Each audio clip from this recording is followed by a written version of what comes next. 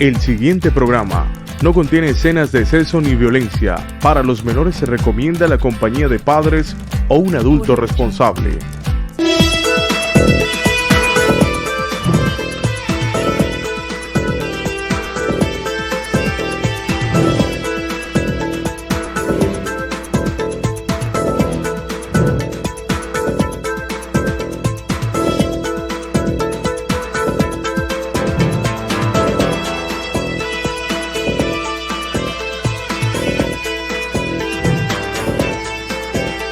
Sin tantos cuentos, con Diego Ramos.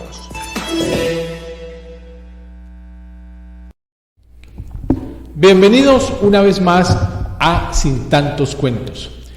El día de ayer, en la segunda vuelta en el Senado de la República, se hundió en el articulado una propuesta que refería al voto obligatorio. ¿Qué implicación podría haber tenido en Colombia haber aprobado esta parte del artículo que hace también, fortalecía el concepto del proyecto de reforma política que se ha presentado en el actual gobierno de Gustavo Petro? Lo interesante de ese asunto es que oposición, partidos de oposición, partidos de gobierno y algunos independientes, todos estuvieron prácticamente de acuerdo en sacar del articulado el voto obligatorio. El senador de Palmira, de Cambio Radical, Carlos Fernando Motoa, indicaba en su Twitter personal que era, irónicamente, una violación al derecho a la democracia. La democracia también establece que usted tiene el derecho a no votar si no quiere. Ante ese principio lo aceptó Roy Barreras como presidente y ponente de este proyecto, y ha salido del articulado. No obstante, continúa su trámite en el Congreso de la República, atendiendo que son 8 las vueltas que debe dar. Acaba de salir del Senado, va a Cámara de Representantes para saber de una vez por todas, entre otras cosas, si los congresistas podrán quedar habilitados para ser parte del Ejecutivo en la eventualidad que los requieran por su experticia como ministros o directores de entidades descentralizadas. Entre otras cosas, hacen parte del escenario de la reforma política. Para hablar de reforma política, para hablar de ciudad, para hablar de juventud en la política y de aspiraciones, hoy nos acompaña el concejal más joven de la actualidad en la ciudad de Palmira. Llegó por el Partido Verde y llegó prácticamente como un ejercicio de respuesta a ese cambio que se quiso generar en la ciudad de Palmira hace exactamente 4 años por la fecha. Elio, muy buenas tardes. Buenas tardes, Diego. Cordial saludo a quienes nos acompañan en la emisión de Sin Tantos Cuentos a través del canal CNC Palmira. Álvaro, muy buenas tardes. Álvaro Salinas, su juventud, ¿de qué manera se ha logrado alimentar? Porque usted tiene la academia como politólogo, pero otra cosa es vivir y hacer la política ya de verdad. Pasa de los libros a la curul.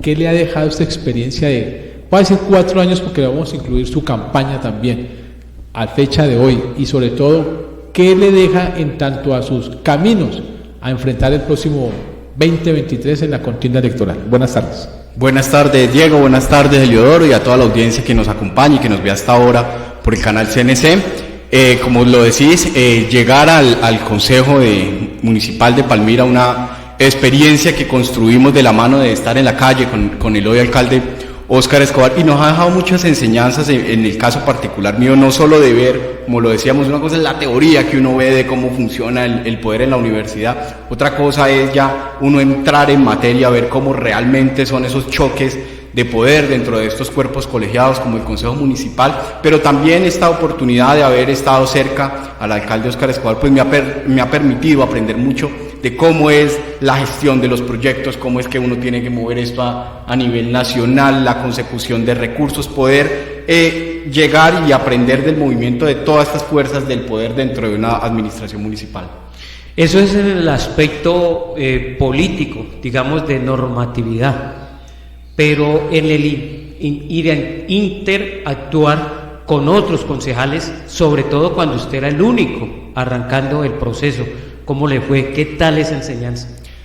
Fue al principio muy chocante. Recordemos que los primeros días del Consejo Municipal, pues nosotros tenemos la labor como concejales de elegir el personero y el contralor municipal, y obviamente en medio de esos choques que había producto de toda la discusión frente al contralor y al personero, pues va aprendiendo uno a conocer la dinámica de cada concejal. Yo no los conocía, en algunas ocasiones había ido al Consejo Municipal, tenido la oportunidad de escucharlos, de conocer cómo era la forma de ellos de debatir, pero ya estando allá es que uno se da cuenta cómo es el perfil de cada concejal, y así mismo uno se va adaptando a ese debate. No hay que darle el mismo debate a todos. Hay unos que efectivamente no conocen muchas cosas técnicas, o otros que se van más a temas personales.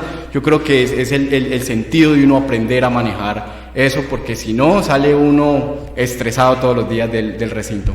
Esa diferencia entre manejar la discusión dentro de conceptos e información frente a aquellos que se van a la parte personal, ¿cómo pudo lidiar esta parte?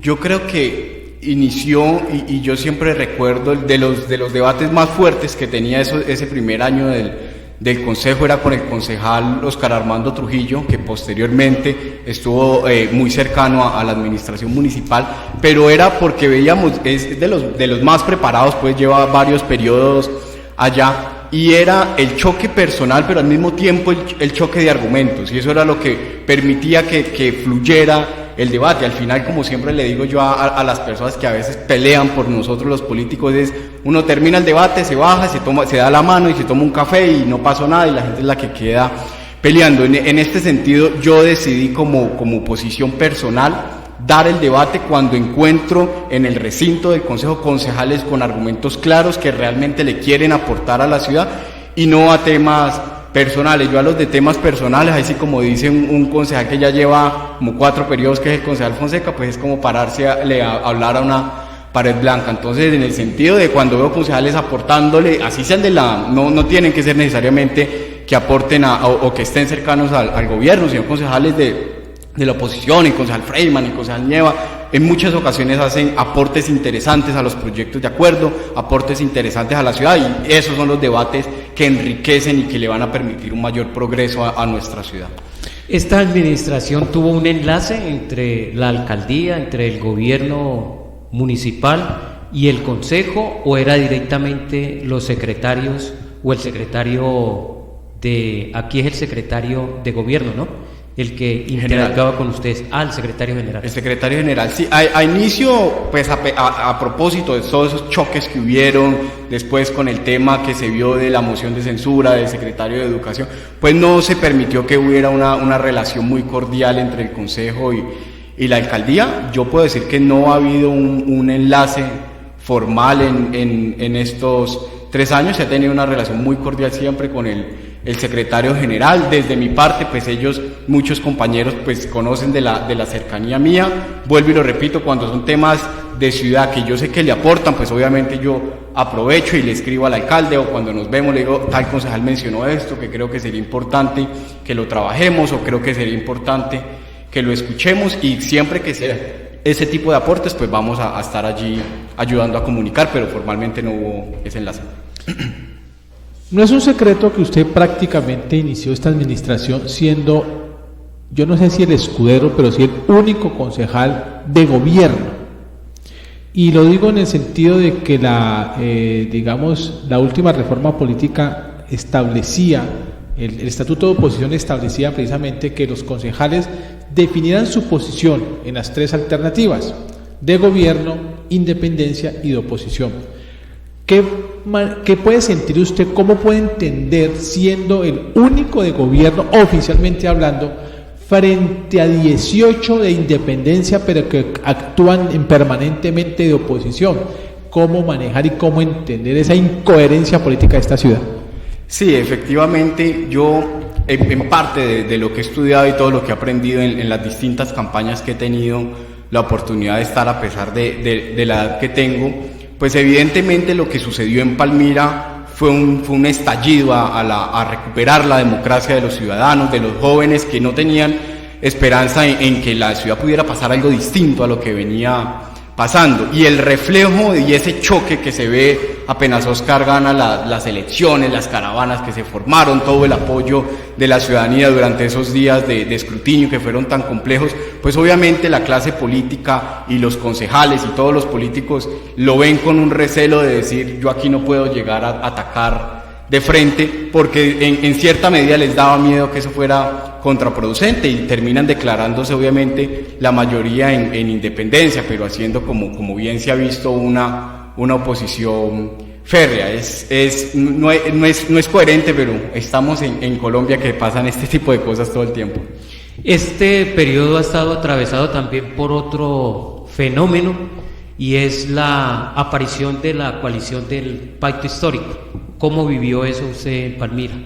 Yo creo que el tema del Pacto Histórico fue muy importante en el sentido, previo a la pandemia, nuestro país ya venía teniendo muchas molestias sociales, que de no haber sido por la pandemia, el estallido hubiera ocurrido antes, y no sabemos en qué hubiera podido terminar lamentablemente eso. La pandemia reduce ese estallido, pero al mismo tiempo genera condiciones de mayor pobreza, condiciones de más vulnerabilidad para los ciudadanos. El Estado no estuvo ágilmente ayudando como sí lo estuvieron otros países, generando subsidios para que la gente pudiera ayudarse durante esos meses de pandemia. Yo en algunos recorridos que hice salía uno triste y se daba cuenta que nuestra ciudad y nuestro país en general estuvo aguantando hambre durante meses, y ningún gobierno fue capaz de hacer absolutamente nada. Esto hace que se reconfigure nuevamente esa molestia social, se organizan de mejor manera, que yo creo que es la importancia y es el valor que tuvo toda la coalición del Pacto Histórico, ser capaces de organizarse formalmente y organizarse bien estructurados, que fue lo que les permitió lo que vimos durante las elecciones. Y el mejor ejemplo es, en este país ningún partido, ningún movimiento había logrado recuperar o había tenido una diferencia tan grande del preconteo a los escrutinios, y fue gracias a esa organización que ellos venían trabajando, que es de reconocer y que es de aprender para futuras campañas. Alianza Verde, que es la organización política en la cual usted se ha movido, ¿ha vivido un proceso cercano, parecido? ¿Usted diría que eso es antecedente a lo del Pacto Histórico? Yo creo que el Partido Verde en su momento, que de la ola de Antanas Mockus y posteriormente con la adición del progresismo, Partido Alianza Verde, venía enfrentando ese tipo de procesos, lo venía haciendo muy bien, porque el protagonismo en un país donde veíamos que no había una izquierda realmente organizada y una derecha cometiendo error tras error y tras error y escándalos de corrupción, pues el centro iba tomando ese protagonismo y venía creciendo hasta como lo vimos en el 2018. En ese transcurso después de agosto, después de la posición del presidente Duque y principios del 2019, siento yo que el centro político del país empezó a tomar de alguna manera algunas decisiones que le terminaron costando, y evidentemente la derecha, que en ese momento estaba en el poder, y la izquierda, queriendo dar un golpe de poder, pues empezaron a ayudar a polarizar el país, que era lo que les iba a permitir que la discusión quedara entre ellos dos, y eso termina afectando partidos como Alianza Verde, que estaban tomando protagonismo era por el centro, porque tenían actores de todo el espectro político. Entonces ahí sí cambió totalmente la reconfiguración de lo que estaba pasando en el partido, y hoy tenemos esa cantidad de discusiones que hemos visto desde hace un poco más de 2 años internos del partido. Bien, se comunica con nosotros y pues esperamos pronta recuperación a nuestro compañero de la mesa de trabajo, a Francisco González, pero los dedos sí no los tiene agripados. Pero está afectado de su principal herramienta, ¿no? Exactamente, pero los dedos... La garganta. Me acaba de enviar ya su pregunta, dice un saludo lógicamente a Helio, a Álvaro Salinas, y te pregunta lo siguiente: ¿cómo es ejercer la función de concejal siendo de gobierno sin perder de vista que se trabaja para toda una municipalidad y no tan solo para una persona? Yo creo que muchas personas pueden creer que es complejo esa labor, porque pues lo que normalmente entendería el ciudadano o cualquier político es: venga, usted está allá, deja de defender, usted es el único que está allá, usted está allá solamente a ser el escudero, el defensor. Pero en mi caso, lo que me ha permitido esta cercanía y esta confianza con la mayoría de los secretarios, por no decir que todos, pues es que perfectamente puedo contribuir a ese aporte cuando un proyecto de acuerdo está mal, cuando, o sea, ese garrote que la oposición le da a los secretarios cuando van al consejo, pues yo lo tomo diciéndole, bueno, esto que dice tal concejal puede ser cierto, ¿cómo lo vamos a mejorar? ¿Cómo vamos a ir a trabajar? Vamos, yo acompaño, y de esa manera yo creo que la labor mía como concejal de gobierno ha sido mucho más aprovechable frente a la ciudadanía, no simplemente quedándome defendiendo los proyectos de la alcaldía o apoyando lo que el alcalde presenta al consejo, sino ayudando a hacer esa articulación entre todos los electores, los más de 60.000 electores que tuvo el alcalde Óscar Escobar y la administración municipal. Usted hizo parte, digamos, o mejor, usted por su edad hace parte de todo un movimiento en el cual se conjunta de diferentes vertientes el ánimo de la juventud para asumir responsabilidades políticas. Sin embargo, recién el primer año, en todo el país, el primer año de mandato territorial, en todo el país se generó la famosa elección de los consejos juveniles. Pero vimos que, ¿qué les pasó? ¿Qué faltó allí? ¿Por qué esa parte formal de la participación política no tuvo ese fervor? La parte informal de la política, digamos, en la que tuvo como ejemplo tanto los paros como el tema del pacto que cita aquí también Helio, sí se gesta ese fervor. ¿Qué falta? Yo vengo hace algunos años analizando los comportamientos electorales en nuestro país, en Latinoamérica y en Estados Unidos, entendiendo el sentir de por qué sale la gente a votar.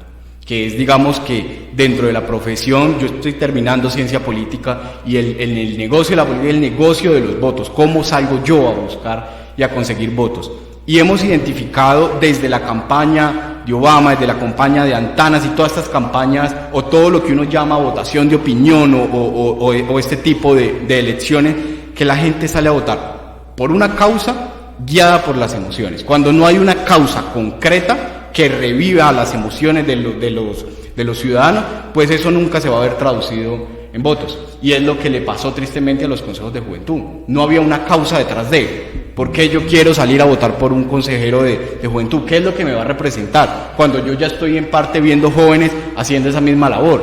¿Por qué votar por un consejo de juventud cuando tenemos congresistas jóvenes, concejales jóvenes, diputados jóvenes, alcaldes jóvenes? Entonces yo creo que se perdió esa causa, pero había que entenderla como la posibilidad de empezar a participar en la juventud, porque como me decían a mí en campaña, no es que usted está muy joven, hágale ejercicio, métase ahí de relleno, hágale ejercicio, pero usted no va a quedar, no. Cuéntese. Hay que hacer el ejercicio como si uno fuera a ganar, porque si uno no se la cree, pues no pasa nada y se queda allí esperando a que uno tenga 40, 50 años para poder creer que ahí sí puede uno ganar una elección más grande. Permítame una pregunta que estoy por hacérsela desde que lo conozco.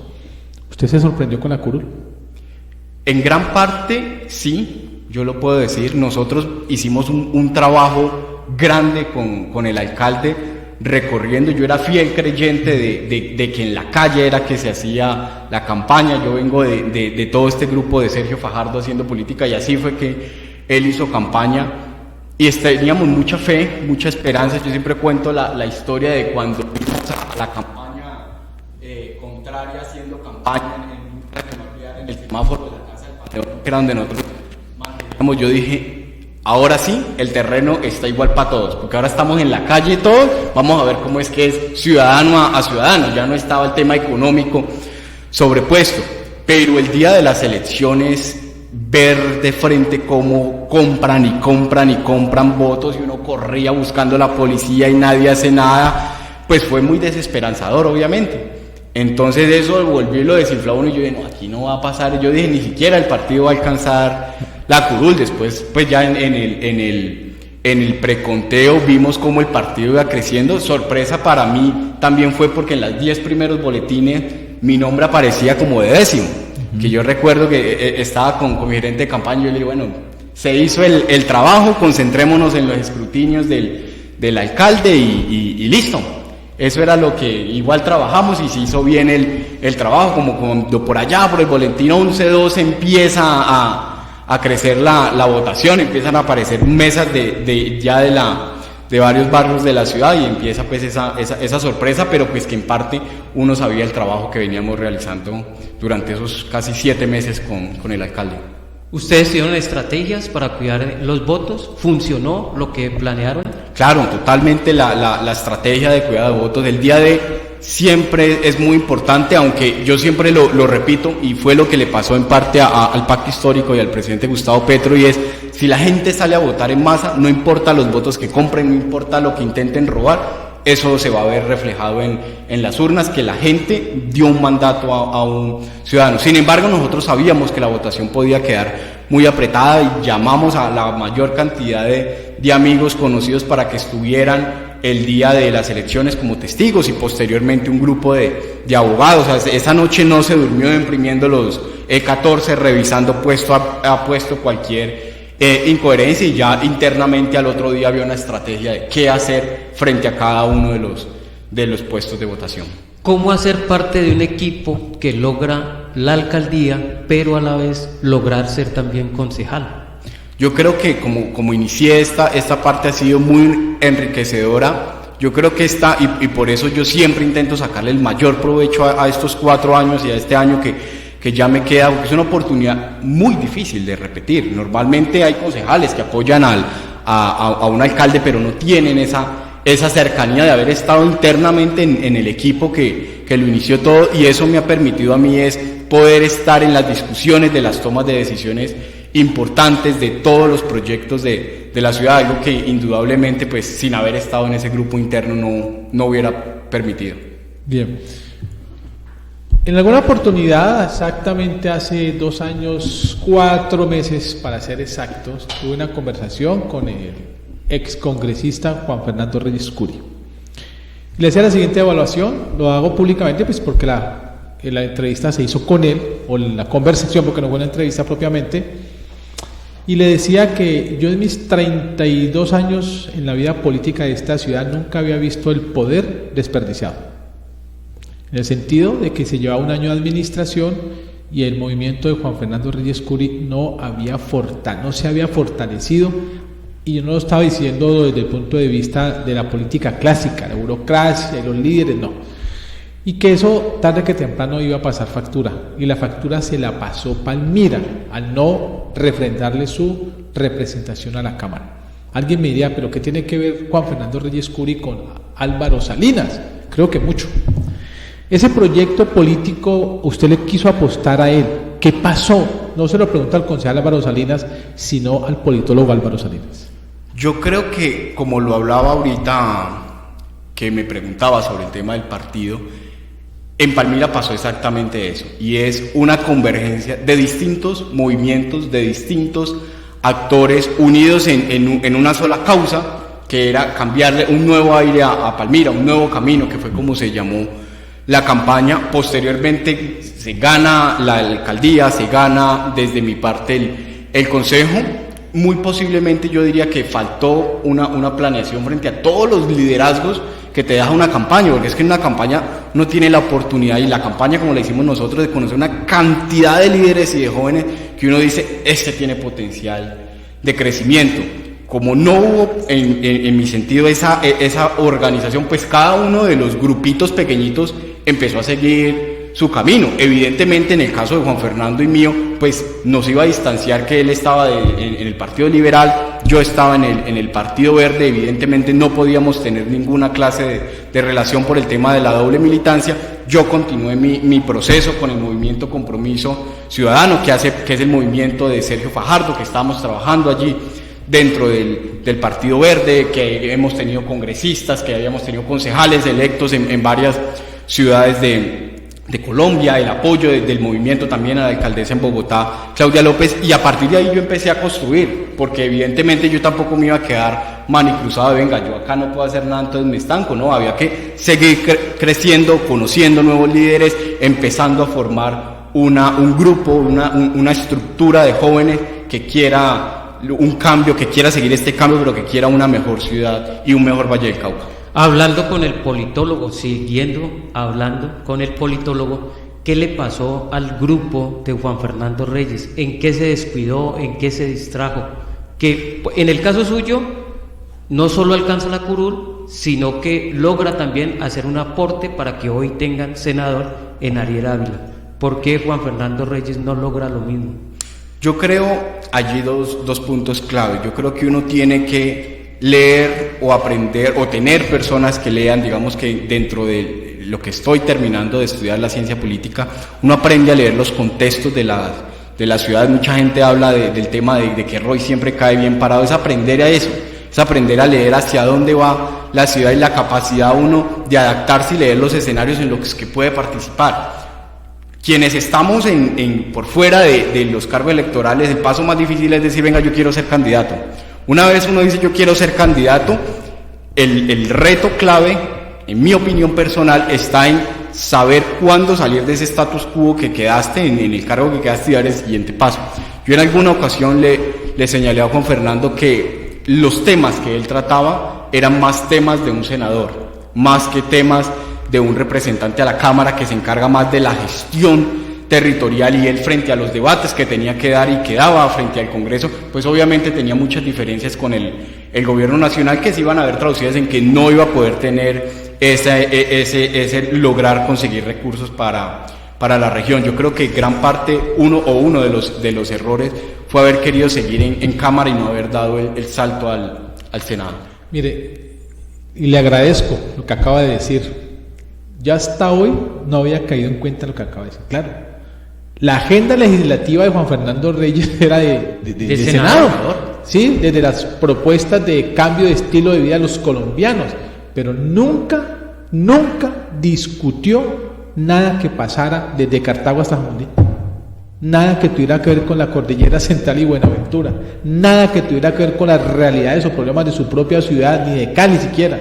Eso el proyecto del Biche estuvo, que fue muy importante. Pero es un tema cultural que trasciende y es un tema de ¿cómo llaman? Del patrimonio inmaterial, o sea, vamos al mismo asunto, ¿cierto? Claro. Entonces, mire qué interesante esta lectura que usted hace como politólogo, nos da luces, nos genera cosas, y creo yo que es como aprendizaje para cualquier otro político que se dé cuenta de a qué fue que lo elegimos, ¿no? Para que velara por el departamento del Valle. Voy a bajar nuevamente, y aquí con Francisco me envía otra pregunta para el concejal Álvaro Salinas, en el siguiente tenor. Esta administración tiene una particularidad que resalta por encima de otras tantas, que se refiere a la alcaldía de Palmira. Más de 70 cambios de funcionarios en casi 3 años. ¿Qué causa esa deserción de funcionarios que aducen situaciones como mejores oportunidades laborales, estudios en el exterior, o como algunas veces lo expresó el propio alcalde, no se identificaron con el plan de gobierno?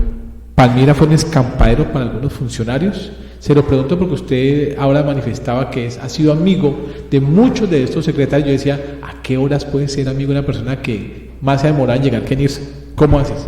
Yo creo que algo que tiene Palmira y que lo deja en una situación compleja es la primera parte de lo que hablaste. Muchos palmiranos han tenido que salir de la ciudad. Yo estoy estudiando en la universidad y sé decir que queda prácticamente al otro lado de Cali, normalmente el trayecto más de 1 hora, y uno cuando está pues en la capital del Valle estudiando, aprendiendo nuevas cosas, se presentan muchas oportunidades laborales por fuera de la ciudad natal, de Palmira. Cuando la época del empalme, el alcalde presentó un grupo de asesores que iban a estar en ese empalme con unas capacidades y unas cualidades increíbles que jamás yo creo que en la historia de Palmira había habido un empalme tan técnico. Llega el gobierno municipal y se encuentran 2 problemas fundamentales. El primero, que en el manual de funciones muchos de ellos no concordaban con el cargo al que iban a aspirar, y segundo, evidentemente, los salarios. Una persona que ha venido de trabajar, de estudiar, de matarse estudiando, pagando o trabajando por una beca, que está ganándose en Bogotá o en Cali 10, 12 millones de pesos en los trabajos que tienen, volver a la ciudad con un salario mucho más inferior, pues evidentemente en algún momento tal vez vuelve por amor, se da cuenta de que también entra en todos los primeros meses de pelea con el consejo, y yo creo que muchos de ellos se empezaron a aburrir de todo eso.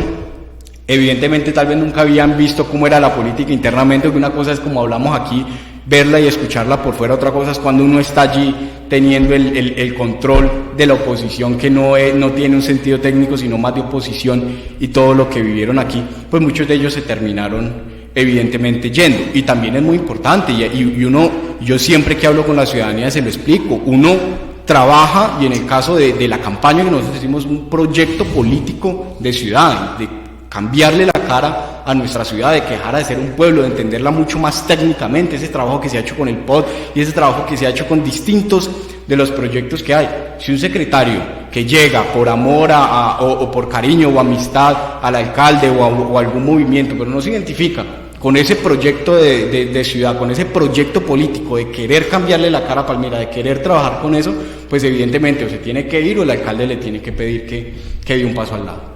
Hay un tema a propósito de lo que es este gobierno y lo que es la actuación también del Consejo Municipal, el POT, el Plan de Ordenamiento Territorial. Es fundamental, y usted mejor que nadie sabe, por su carrera y por su oficio, qué ha pasado con esta situación, porque ya no es excusa de que los gobiernos anteriores que debieron haberlo actualizado no lo actualizaron. Mejor dicho, ¿si alcanza a llegar a ordinarias para la discusión? Para la discusión de ordinarias ahorita no, todo se tiene en plan para que arranquen extraordinarias posiblemente. Pero en esta misma vigencia. En enero. En enero. En enero. Sí, ya diciembre está prácticamente encima, pueda que arranque, pero para tener una mayor, digamos, una mayor cordura de un debate seguido, pues va a ser mucho mejor hacerlo en el mes de enero, porque en diciembre pues llega a finales de diciembre y todo el mundo se dispersa, se van a querer hacer muchos talleres en la calle, escuchar la ciudadanía. Estoy seguro que el Consejo va a querer que la ciudadanía esté en esos debates y pues a finales de diciembre y las fechas especiales la gente se dispersa un poco. Venga, Álvaro, pero a ver, la doctora Marta Gualteros estuvo aquí y nos dio el cronograma. Sí. Y a mí me parece que es riesgosísimo, por no llamarle de otra manera, el enfrentar la agenda de campaña política con la discusión de un plan de ordenamiento territorial. ¿Estamos de acuerdo? De acuerdo totalmente, es lo que vivió Bogotá. Y yo creo que iba a ser, mejor dicho, vamos a comerciales y ya regresamos porque Álvaro Salinas nos tiene gran noticia. Ya regresamos. En tantos cuentos. ¿Quién diría que es tan fácil entregar lo mejor a quienes amamos? Que es tan sencillo entregar nuestro cariño a quienes nos han cuidado desde siempre. Entregar lo mejor de nosotros para cuidar nuestra salud, para cuidar la vida. Siempre podremos entregar lo mejor para cuidar lo que más queremos.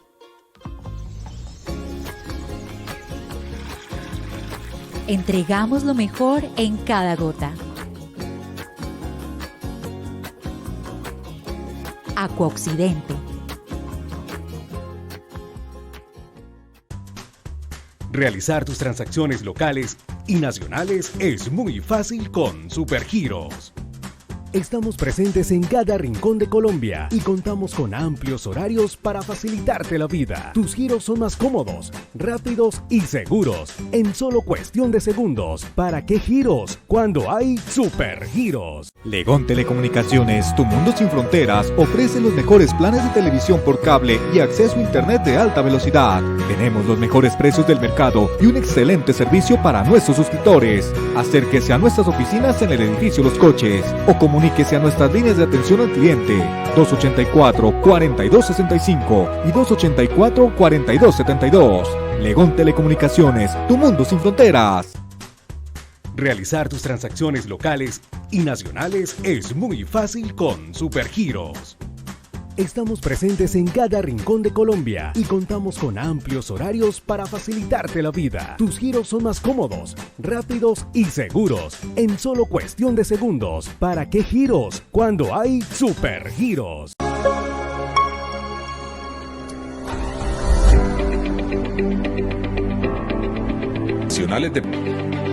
Adquiere uno de nuestros planes y accede a múltiples servicios médicos o adquiere el servicio. Contamos con servicio de medicina general, enfermería. Somos la respuesta en atención domiciliaria.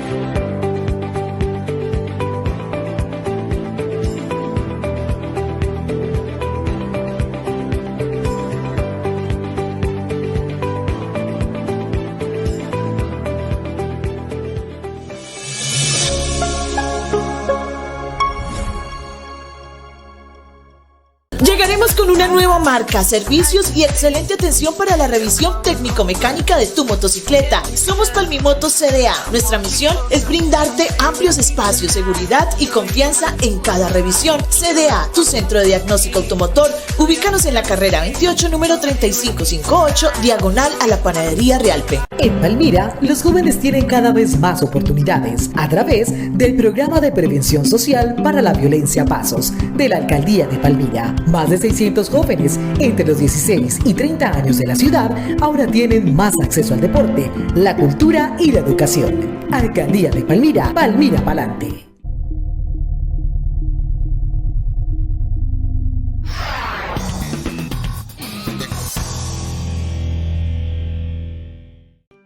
¿Vos sabés qué es Encanto?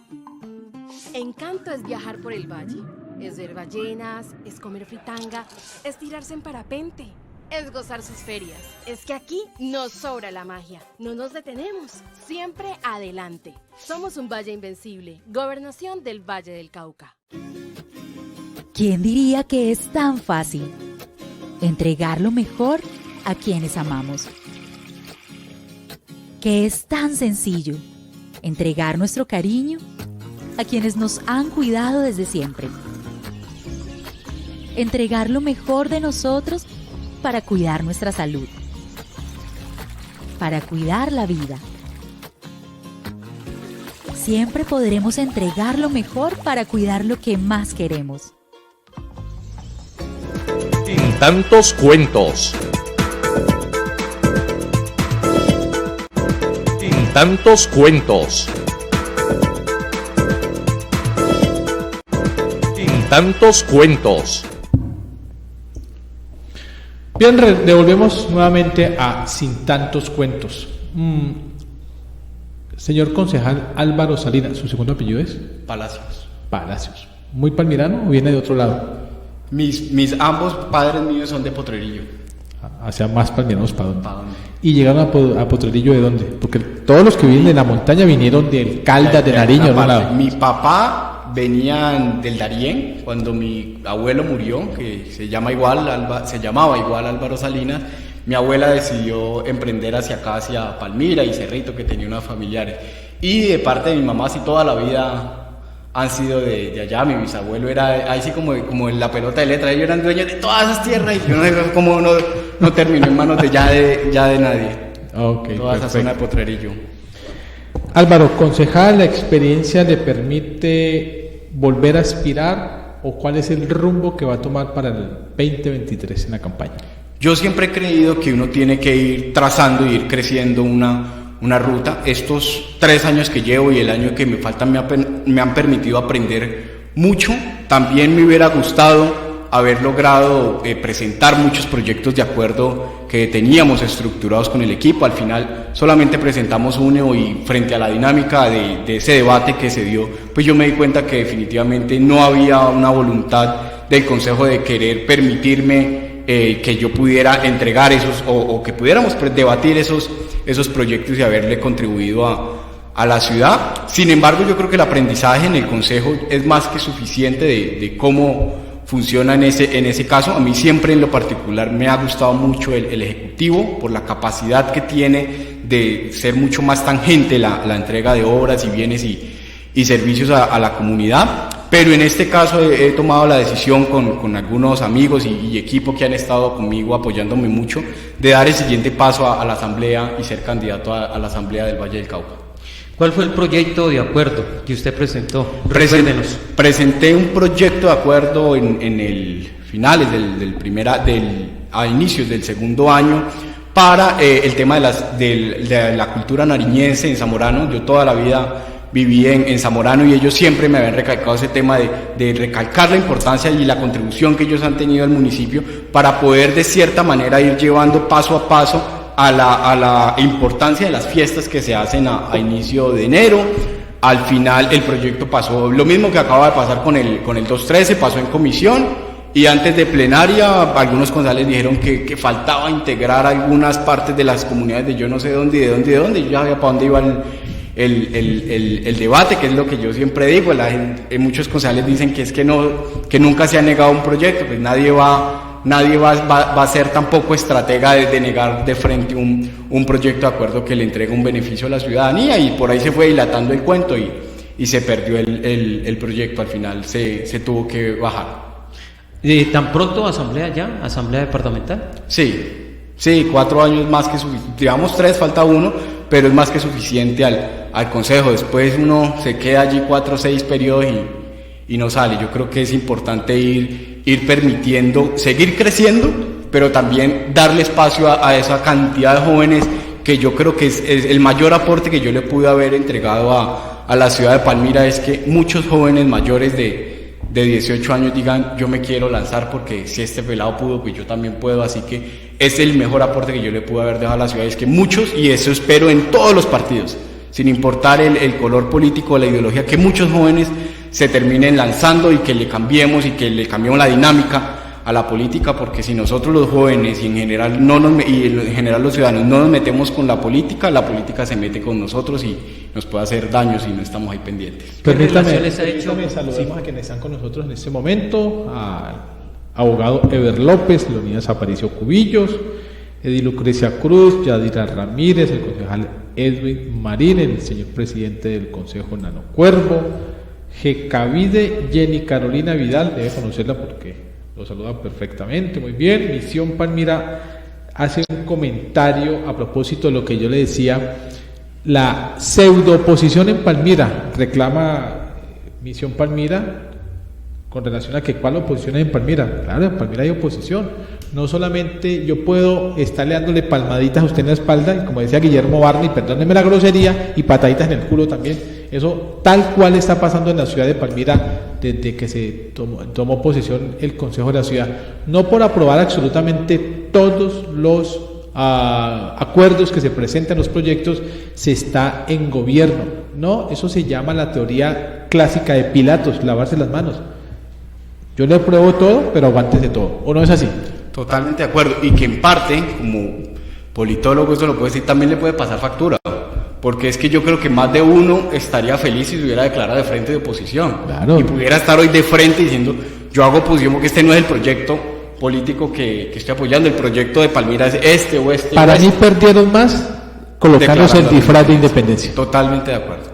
Totalmente. Creo que para Misión Palmira ese es el comentario, y le agradezco mucho la pregunta porque es importante hacer la claridad. Luz Ángela Vázquez Peralta, saludos a toda la mesa directiva. Bueno, aquí no hay mesas directivas, esto no es el consejo, simplemente periodistas. Elio. Estábamos hablando del accionar en el Consejo Municipal y el salto a la Asamblea. Ya hay contactos con otros municipios, va a concentrarse en una parte del valle o aspira a tener presencia en todo el departamento. Yo he venido haciendo un trabajo ampliamente en los últimos 2 años con un candidato que va a ser muy fuerte a la alcaldía. Está en el top 3 de los candidatos a la alcaldía de Cali, que esperamos seguir estando allí en esa campaña. Evidentemente también 18 aspirantes. Démelo el top 3 pues para yo tirarle naipe. No, porque ahí me sapeo muy fácil. Yo le consigo el top 3. Deme el top 3 suyo. No me pone el top 5 pues para darle una gabela. No, porque tengo hoy nomás 2 que se pueden dar la pelea duro allí, pero del sector que apoyo yo. Sí, desde la misma Angélica Mayolo, Tulio Gómez, Alejandro Eder, Catalina Ortiz, varios de este grupo pues de ciudadanos de este sector de la política. De esos 3 confluyen en Palmira. De esos 5, allí está uno de los candidatos que hemos estado apoyando y con el que vamos a trabajar. Evidentemente todo el trabajo de acá de Palmira, yo no creo que ese sea muy rojo que digamos. También hemos el movimiento Compromiso Ciudadano. No, yo digo en cuanto a la América. Tiene un gran trabajo en Buga, en Cartago, y hacia allá vamos a ir recolectando esos apoyos para la asamblea. Mire, ahora que dice lo de las... ¿Sí ve cómo es pescar, no? Sí pilla, ¿no? El tema allí es que... Y con anzuelo, porque con atarraya es mucho más fácil. Sí, con anzuelo, solamente un anzuelito y ya. Mire, es que estaba tratando de recordar aquí su accionar con la presencia de Sergio Fajardo aquí en Palmira. Y es muy interesante cuando, llamémoslo así, un jefe, un líder, un dirigente político digamos de la talla de Sergio Fajardo, le genera reconocimiento a una persona como usted. Cada que él venía siempre pensaba en usted y daba su nombre. Eso significa ganarse un espacio. Lo ha hecho a pulso. ¿Cuál ha sido la fórmula? Yo desde que inicié a hacer campaña en 2017, que empezamos esa recolección de firmas, a lo que me dijeran, yo estaba en la universidad, un pelado que estaba en la universidad, me empezó a gustar este mundo de la política, conocí el proyecto de Sergio Fajardo, el movimiento Compromiso Ciudadano, y a todo lo que me decían, ahí sí el tema de la perseverancia y la disciplina. Vea, vamos a ir a recoger firmas aquí, vamos a ir a entregar volantes allá, vamos a hacer esto, a todo lo que yo pudiera y estuviera en mis manos, siempre iba a decir que sí, que no había un equipo que recogiera firmas en Palmira. Yo salgo y salíamos 3 personas a recoger firmas por Fajardo, y así fuimos creciendo un grupo de jóvenes en el Valle del Cauca, que nos fuimos ganando ese aprecio de Sergio, y que siempre nos impulsaba, que es algo que yo siempre le recuerdo a muchos jóvenes y que intento aplicar eso mismo que Fajardo aplicó con nosotros, y era en cada encuentro que tenía, así estuviéramos en plena campaña, él prefería no hablar de campañas políticas, sino hablar de liderazgo y de cómo nosotros teníamos que ir llevando las riendas de los principios que debe tener la política colombiana y la política en general. ¿Qué conoce Álvaro Salinas del hoy de Sergio Fajardo? Quedó muy golpeado después de lo que fue la primera vuelta con la coalición de la Esperanza. Yo creo personalmente que pudo haber quedado más golpeado en el 2018, cuando uno queda allí como tan cerca del salto. Él en esta campaña, yo pues, estuve con la campaña todo el tiempo en el 2018, y en esta campaña súper tranquilo, se la disfrutó como nunca esta campaña, que era siempre uno de nuestros principios. Las campañas hay que disfrutárselas y hay que gozárselas, porque después si pierde viene la tristeza, pero si gana viene la responsabilidad del trabajo. Él quedó muy tranquilo, pero también más consciente de que tenía que seguirle dando un aporte a la sociedad, que así él no estuviera en ningún cargo de elección popular, pues fue una figura muy importante y ha sido una figura muy importante en la política colombiana, y tiene que seguir dando esos aportes, y desde ese espacio lo vemos cada rato entregando esos aportes a la política colombiana. Lo vuelvo a traer al politólogo, porque a mí me interesa muchísimo más ese dato, porque usted me está dando una información que me está descrestando. Asamblea del Departamento del Valle es su norte hoy día, pero va a tener que ver cómo analiza usted ese escenario tan interesante que va a tener la lucha por la gobernación del Departamento del Valle, porque quien se lanza de diputado tiene la mitad de la cabeza en la gobernación, ¿cierto? Este tema de Alexander López por un lado, el tema de Dilian Francisca, sí es que definitivamente va por allá, porque parece ser que no hay más nombres en el Valle. ¿Del sector de ustedes?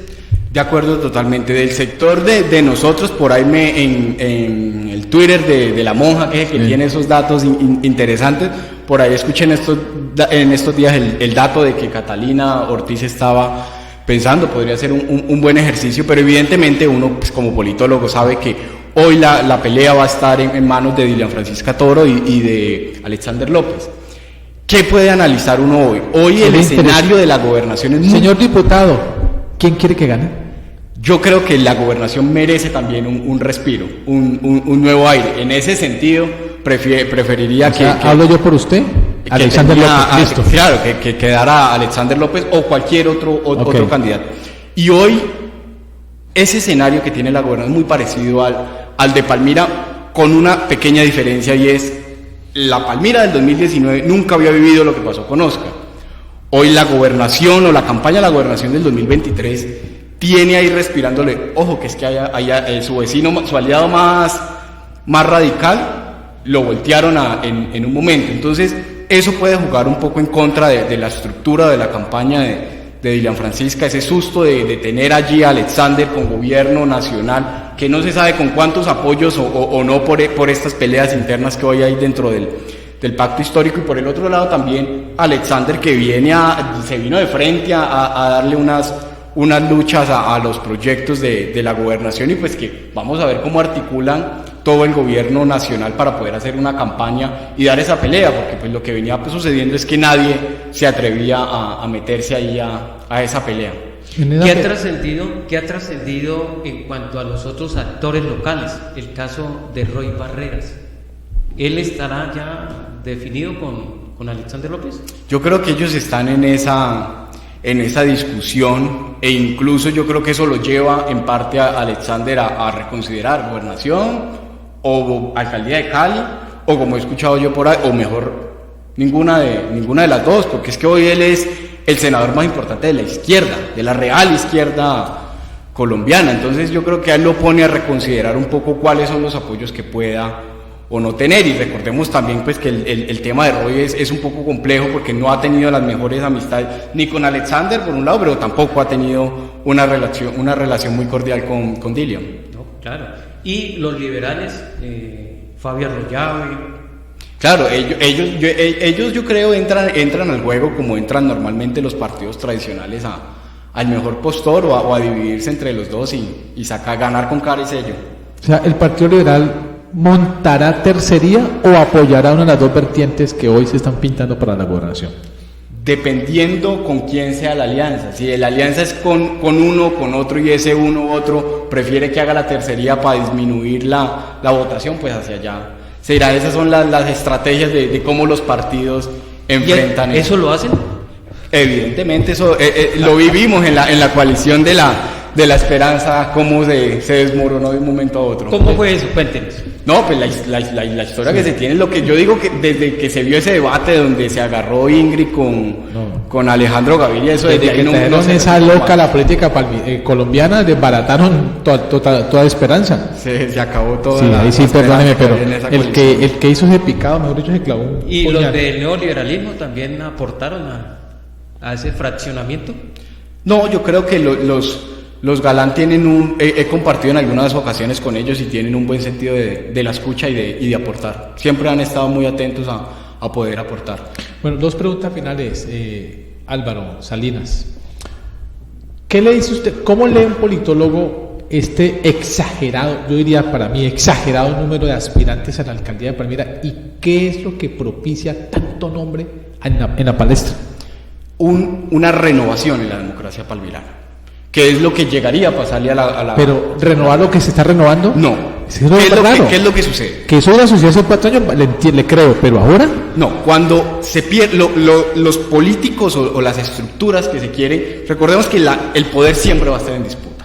Por eso es que a lo que hablábamos ahorita del consejo, ¿no? De frente usted puede decir esa posición, porque es que el poder siempre está en disputa, y si usted que está del otro lado no lo está disputando, pues entonces está aceptando que los que están tienen que seguir con el poder. Silencio administrativo. Cuando una persona logra generar esa disputa del poder, como lo que pasó en Palmira, todos los actores que antes estaban callados o que estaban como caídos hacia el que tenía el poder, porque no le querían generar esa disputa porque los opacaba, pues dicen, venga, yo sí tengo la oportunidad. ¿Qué es lo que les estaba contando ahorita con el consejo? Y qué es lo que yo espero, que muchos jóvenes salgan y digan, yo quiero, y hay que sacar esa cantidad de gente que lleva muchos años y que no ha hecho nada, y otros que han hecho cosas, pero todos esos que no han hecho nada, pues hay que renovarlos y que los jóvenes entren a hacer eso.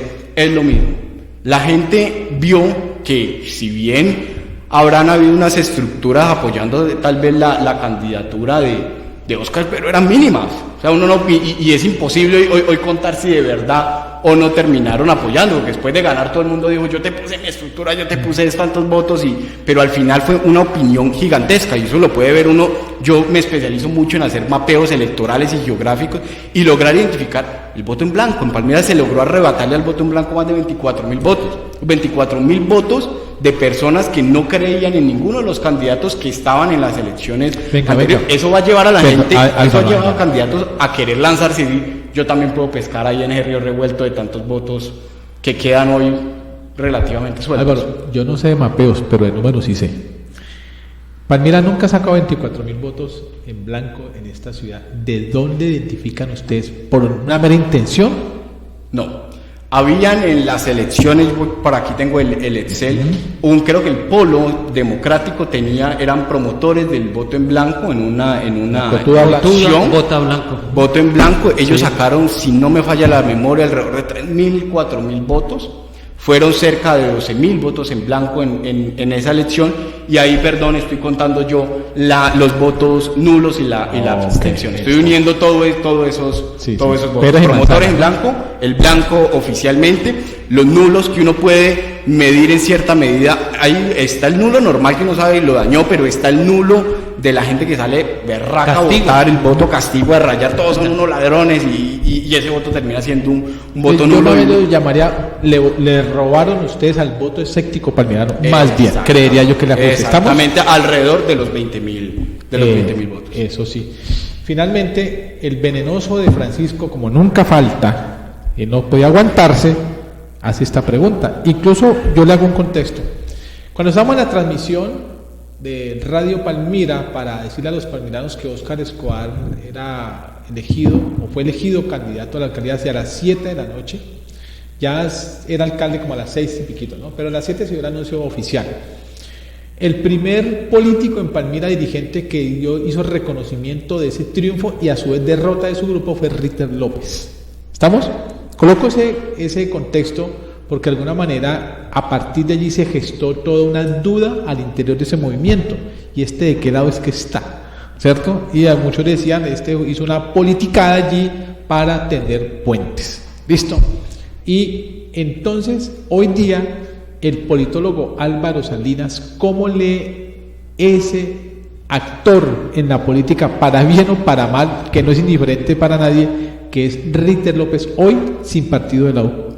Yo creo que el senador López ha tenido en parte una habilidad de tener esa lectura de hacia dónde se va movilizando la ciudad. Muy pocos políticos lo tienen, uno tiene que admitir, y cuando un político lo tiene, y así como yo digo, Gustavo Petro y Juan Manuel Santos son los mejores estrategas que tiene este país, hay políticos que, así yo no esté en nada de acuerdo con su ideología política, tienen una buena lectura de la sociedad, del lugar donde están, de las elecciones. Es el mismo caso de Dilian Francisca Toro, que huele hacia dónde va movilizándose, y lo mismo pasa con el senador López, inicialmente buscando esos acercamientos, que no estuviera ese fuego pues por el que atravesó la ciudad, esa polarización que vivió la ciudad en esa campaña. Posteriormente lo vimos haciendo lo mismo frente al pacto histórico, intentando moverse hacia donde hoy la balanza está llevando, hacia donde una nueva dinámica de la política está empezando, una nueva era que ya no está protagonizada por el uribismo.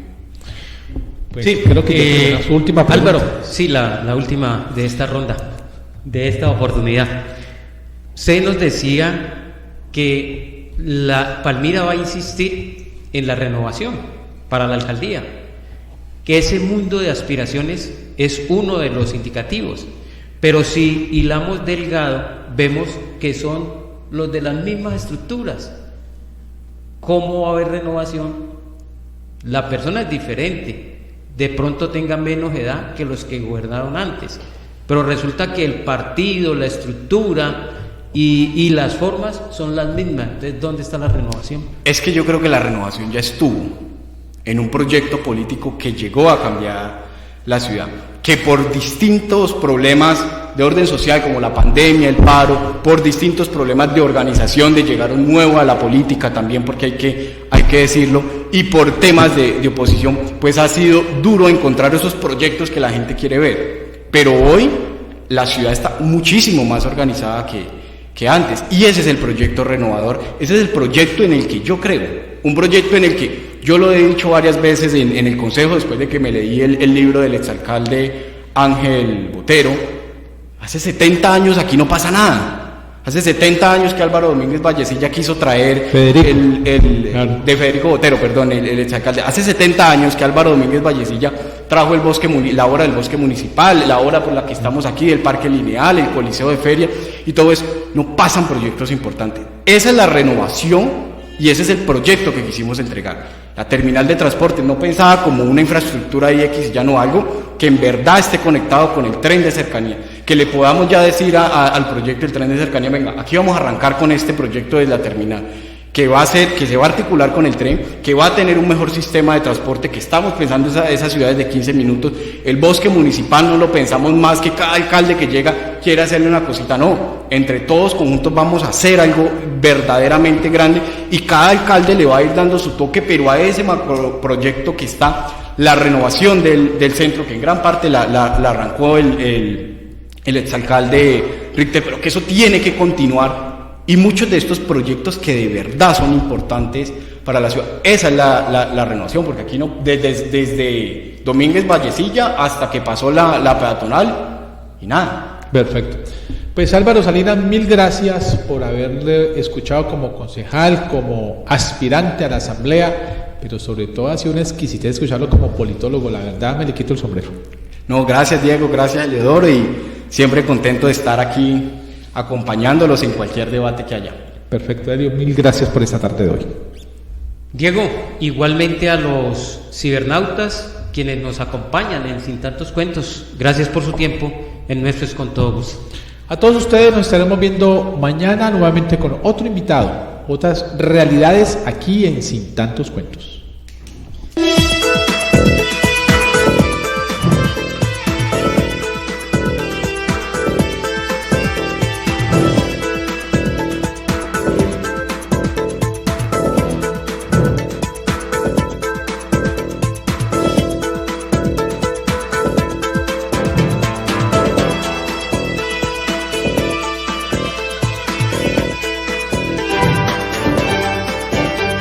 Sin Tantos Cuentos con Diego Ramos.